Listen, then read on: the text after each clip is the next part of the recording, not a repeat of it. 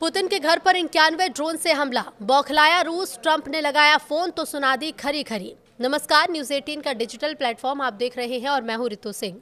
रूस का दावा है कि यूक्रेन ने पुतिन के आवास पर 91 ड्रोन से हमला किया।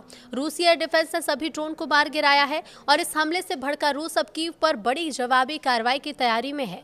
वहीं राष्ट्रपति जेलेंस्की ने इन आरोपों को रूस का सफेद झूठ बताया। जेलेंस्की के अनुसार रूस खुद कीव पर हमले का बहाना खोज रहा है। तो रूस यूक्रेन युद्ध अब विनाशकारी मोड़ पर आ चुका है। 28-29 दिसंबर 2025 की आधी रात पुतिन के नोवगोरोद स्थित आवास पर 91 ड्रोन से हमला हुआ। हालांकि रूस के एयर डिफेंस ने सभी ड्रोन को नष्ट कर दिया, लेकिन इस हमले ने क्रेमलिन की सुरक्षा में बड़ी सेंध की कोशिश की है। पुतिन इस दुस्साहस से बुरी तरह से बौखला गए हैं। रूस ने इसे सीधे तौर पर अपने राष्ट्रपति की हत्या की साजिश करार दिया है। हालांकि यूक्रेन के राष्ट्रपति जेलेंस्की ने किसी भी प्रकार के हमले से इनकार कर दिया है। उन्होंने इसे पुतिन का झूठ करार दिया।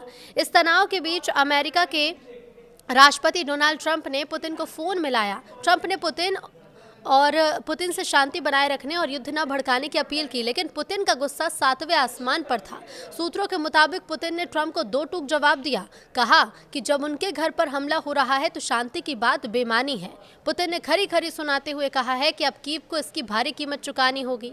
इस हमले के बाद ट्रंप जेलेंस्की से नाराज हैं। बताया जा रहा है कि पुतिन के सरकारी आवास पर ड्रोन हमले की कोशिश से डोनाल्ड ट्रंप नाराज हैं। रूसी राष्ट्रपति के सहयोगी यूरी उशाकोव ने कहा कि ट्रंप ने इस घटना को पागलपन भरा कदम बताया। ट्रंप ने कहा कि वो ऐसी कार्रवाई की कल्पना भी नहीं कर सकते। उशाकोव के मुताबिक इस घटना का असर अमेरिका के यूक्रेन नीति दृष्टिकोण पर पड़ेगा। ट्रंप ने कहा कि अब जेलेंस्की के साथ काम करने के तरीके पर पुनर्विचार होगा। उन्होंने पुतिन को बताया कि यूक्रेन को संघर्ष विराम नहीं बल्कि व्यापक समझौते पर ध्यान देने की सलाह दी गई है। ट्रंप ने यह भी कहा कि भगवान का शुक्र है कि जेलेंस्की को टोमहॉक मिसाइलें नहीं दी गई। पुतिन और ट्रंप की बातचीत के मुख्य बिंदु क्या रहे वो आपको बता देते हैं। तो हमले का प्रभाव, पुतिन के निजी आवास को 91 ड्रोन से निशाना बनाने की कोशिश की। ट्रंप ने क्या पहल की? ट्रंप ने तनाव कम करने के लिए पुतिन से फोन पर लंबी चर्चा की। पुतिन ने जवाब दिया। पुतिन ने शांति प्रस्ताव को ठुकराते हुए इसे रूस की संप्रभुता पर हमला बताया।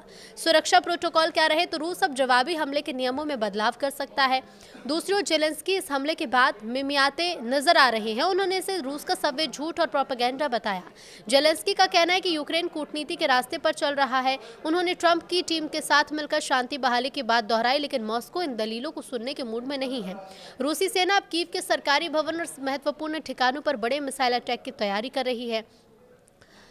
अब इसके साथ ही आपको ये भी बता दें कि बातचीत की नीति पर नए सिरे से विचार करने की तैयारी है। तो रूस के विदेश मंत्रालय ने चेतावनी दी है कि अब बातचीत की नीति पर पुनर्विचार होगा।